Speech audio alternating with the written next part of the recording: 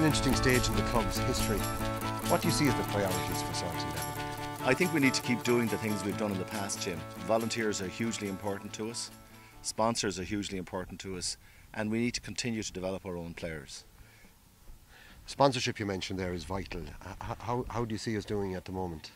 Well, we've done. I think we've punched above our weight. We've some tremendous sponsors right across the range, all the way through from Nippers up to the League of Ireland side. Just recently, we signed Acorn Life, who are going to support the under-19s.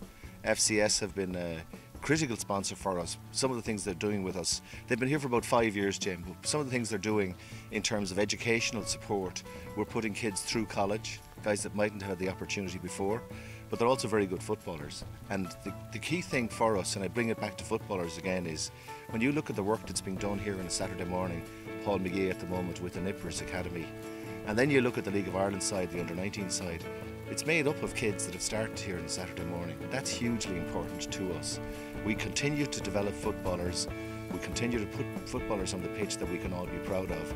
We have a philosophy of football, and that's important that we try to maintain that. We win by trying to play attractive football. And we do that by trying to give every child, boy and girl, the opportunity to be the best they can possibly be.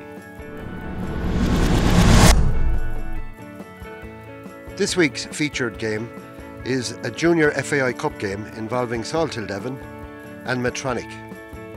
And as you can see, it was really one-way traffic. The final score was 2-1, and in fairness, the goal from Medtronic came with the last kick of the game when Salthill were reduced to 10 men because of injury.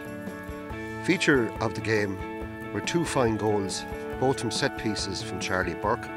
The first at the end of the first half, following a fabulous free kick, and then early in the second half, Charlie himself was taken down, awarded a penalty and converted to have his second goal.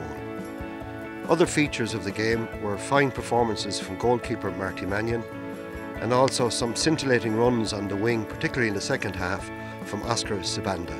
So the final score was Salthill Devon 2, Medtronic 1. A couple of young lads playing today, you know, it's great to blow a couple of new players through.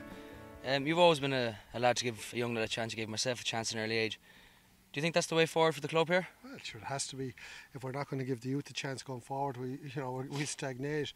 You know, we got guys back today like Mark Ronaldson that hasn't kicked a ball in soccer ball for 5 years. He's played Gaelic, but now he's made a commitment here for the season again. Great lad to get back.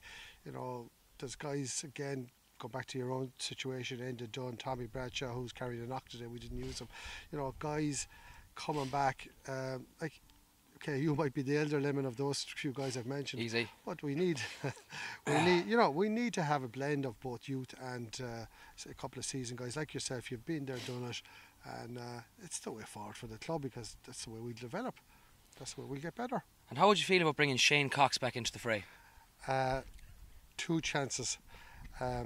Slim, which is probably the wrong word to be using. Oof, he won't like that. No, but say Shane Cox has served his time as season pro. I believe he's playing out of his skin with the legends, himself and Gilly, I believe, and they're trying to eke their way back into the junior scene with the possibility of getting training with the Aircom League team next January the 15th. I've recommended them very highly to Tony Mannion. Yeah. Coxey's on the diet again for the 15th year in a row. Yeah. Gilly, I don't think has got the commitment, but he has a chance. And what diet would you recommend Coxey goes on? Or the one he's on every year, the liquid one. Yeah. The liquid one. As for Gilly, I think the Red Bull has to come back into consideration. He's gives him that bit of pace. His performance has deteriorated since. We're all in agreement of that. And I suppose that's about it, lads. That's all I can get out of Stevie Haynes. He's like bleeding a stone, you know, but sure. Thanks for having us.